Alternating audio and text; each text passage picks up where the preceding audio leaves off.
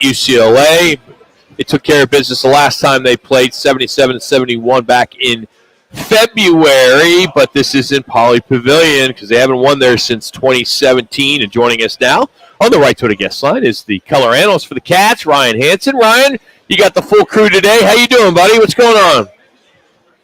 I'm doing great. Getting ready for a fantastic game. What a rivalry Arizona and UCLA have. It's good and bad, right? This is it for the Pac-12 conference rivalry game, but it could be a good one tonight. So let me ask you, when you look at the Cats rivalry, of course, the first would be the Arizona State Sun Devils. So would you put UCLA number 2? Depends on the day. I might put UCLA 1, and here's why, is because when I think of a modern-day rivalry, that both teams have to have the ability to win on the opposing team's floor 50% of the time, and that's really the Arizona-UCLA rivalry. Granted, Arizona has not won in Pauley in a number of years, but I think it's a little one-sided in the last 40 years for Arizona-ASU to be the top dog rivalry. So maybe 1-1-A, because I still am not a fan of the team up north. So, Ryan, when you go to Pauley Pavilion, what's the charm, what's the ambiance, if you will, no matter how good you're playing or not, to struggle? Is it just the legacy of the ghosts of one John Wooden and what have you? I think it absolutely is. Pauley Pavilion comes alive when Arizona walks through the door. It is not your slow, late-arriving crowd, half-full student section, players kind of going through the motions. Pauley Pavilion gets lit the night that Arizona arrives, and I expect very much the same. Even though the Bruins were on a 4-game skid, it's still UCLA, Arizona. All the stars come out on ESPN tonight. If you're watching, I promise they will be scanning the sidelines for every Hollywood actor or actress in attendance. And it does create the next level of an event, right? It's not just a basketball game. And UCLA's had some good teams, too. Let's not lose sight of the fact that they've been really good teams in the last 5-6 years. So what happened then to the Bruins this year in your estimation, Ryan? Because I think a lot of people before the season began had penciled in UCLA and even bring in USC, and both of those schools, these are two of their worst seasons in some time. What happened?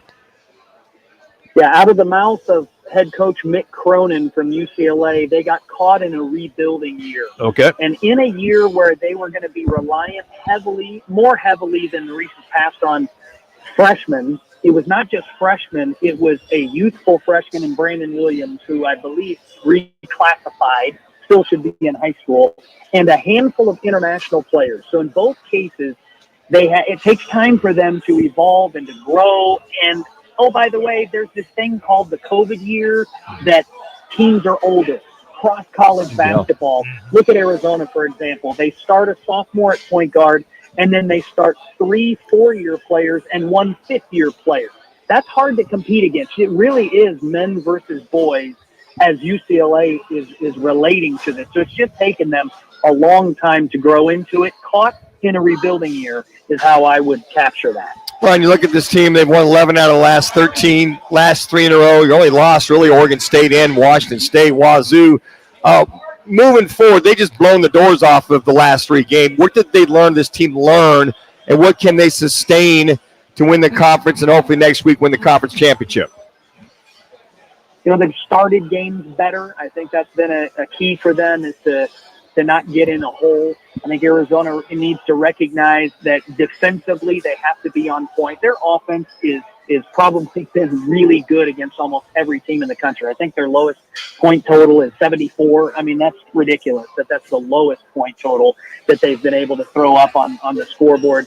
But last but not least, I really feel the play of Kylan Boswell in the last couple of weeks. Arizona's point guard has been dramatically improved from the first, 6 to 8 weeks of conference play, where Kylan was going through some growing pains, and he was putting up games. Let's say the game in Pullman against Washington State back in January, Kylan Boswell had no points, no rebounds, no assists, no steals for the starting point guard for Arizona. You just can't be a great or elite level team without production from your point guard, especially if you're Arizona.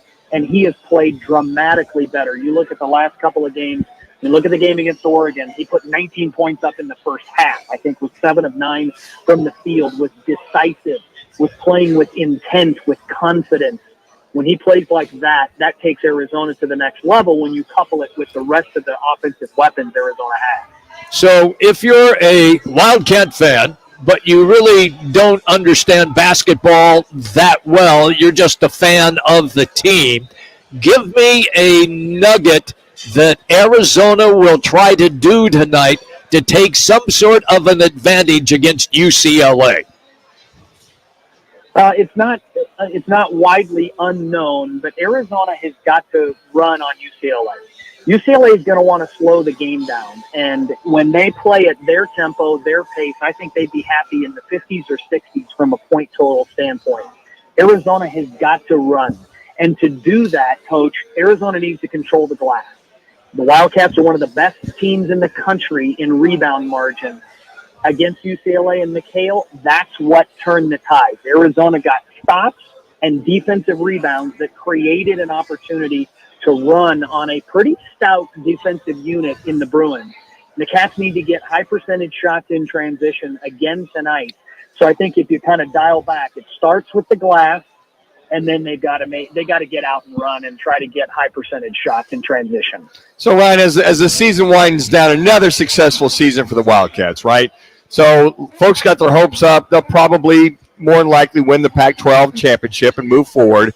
Are you seeing anything that gives you any more or less confidence that this team, once the tournament starts, I don't mean to get cart out in front of the horse here, that you're seeing a little bit of a significant change to prevent any kind of an early exit one way or the other? Yeah, when I look at the team at where they are today versus same date last year, I see a tougher team. I see a much more experienced team with successful experience. Arizona had a couple older players last year. Remember Cedric Henderson, Courtney Rainey. If you were to take just those two guys and stack them up against Caleb Love and Keyshawn Johnson, I think it's the scale tips to Love and Johnson in regards to really good experience. It's one thing to be old and experienced. It's another to be really good and old and experienced. And Caleb Love and Keyshawn Johnson give Arizona a different edge, a different level of experience in the NCAA tournament from a success standpoint. And then the last piece, and we've talked about this recently, I think just a couple weeks ago when I was on, Umar Ballo last year was winding down. He was wearing down. Umar Ballo is on 9 straight games of double-doubles. The only player in the history of modern Arizona basketball to string together more consecutive double-doubles. You have to go back to 1975 and Al Fleming, who was a rebounding machine. Wow, he had was 10 straight games. So if he does that again tonight, it just continues to prove to me Umar's not wearing down physically. He's getting better. And Arizona has to have a really good, really productive Umar Ballo to be effective in what they do on both ends of the floor.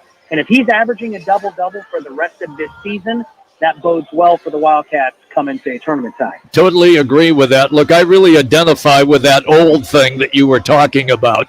So here's my follow-up question. A, will there be a tear in your eye after tonight because it's the last time at Pauley Pavilion? And B, do you think that they might get together and possibly in the next 3 to 4 years schedule non-conference games with the LA schools? The answer to those questions is a resounding yes on both fronts. There will be a tear in my eye. When you think back about the games since Lute Olson became coach at Arizona, the figures, the NBA prospects that came out of these two teams, the recruiting wars that went back and forth. And I've said this for a long time, and it's no disrespect to any other conference member, but Arizona and UCLA are the flag bearers of the conference in basketball. And the reputation of this league, if both teams are really good, raises the level. Arizona this year and Washington State are probably the only at-large teams that you could say today are locked. Mm-hmm. It's a two-bid league because UCLA is not as good as they used to be. If UCLA was a top 25 team, I promise you the the respect and thought process of how good are these other teams in the conference would raise, because the national reputation and thought process of the conference resides in Arizona and UCLA in basketball. Much like in football, it's USC, Washington, and Oregon in almost every year. If those teams are good, Pac-12 is good. Conference is good. If USC is down, Washington's down, it's trash in football. Similar concept in basketball. To take your next step, I do believe Mick Cronin and Tommy Lloyd both would love to extend this rivalry. It wouldn't be a home and home. It wouldn't be a conference rivalry moving forward, but to try to find a way to continue having the Bruins in McHale and the Wildcats in Pauley Pavilion at some point every other year or every few years. I know for a fact the dialogue is happening, but as you guys know, it goes beyond that now when you start talking about brand new conference scheduling that will take UCLA to all parts of the United States, and even Arizona will be in Orlando, Florida for a conference matchup. We'll be in Morgantown, West Virginia for a conference matchup. So those road trip non-conference games are going to be difficult to schedule, but boy, it would be nice. A 1 hour flight to Los Angeles for a non-conference game, that bodes well for both fan bases to continue this rivalry. So, Rhino, as we let you go, you're getting ready, probably sitting at the Ritz-Carlton. When does your Stretch Escalade come pick you up to take the Pauley? Because I know that's how Joe Mueller does it with all his staff down there. So, either Stretch Escalade, black vehicle, pregame meal. I've got one phrase for you. This isn't a TV budget. We're on a radio budget. You guys know the answer. Thank you, Ryan. I appreciate you making time for us as always. Thanks. That's good stuff. Rhino joining us here. Ryan Hansen, University of Arizona radio color analyst. Again, it's ESPN Game Day Pass. You got the whole full crew tonight on television, but if not, you got them on radio. He's brought to you today by All City Towing. Looking for a career that pays great with great benefits? Well, All City Towing. They continue to look for new people to join their team. Go to allcitytowing.com, search careers. That's All City Towing. They got statewide service, and they answer your call 24/7. allcitytowing.com. Well, we need a contestant to challenge one of the beautiful Twin Peaks gals from our Glendale location.